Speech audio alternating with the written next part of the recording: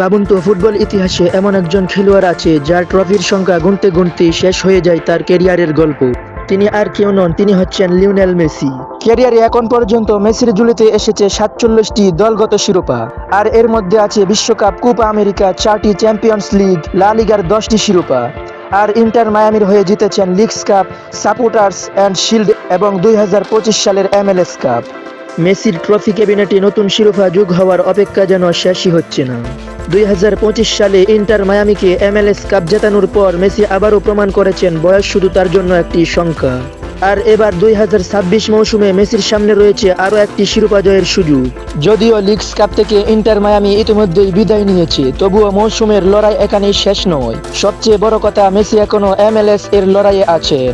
আর সামনে রয়েছে আরও একটি গুরুত্বপূর্ণ সুযোগ, চ্যাম্পিয়ন্স কাপ।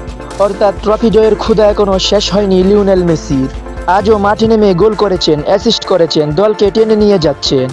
এমনকি বাবাকে হারানোর পর মাঠে ফিরে আজই গোল করেছেন মেসি।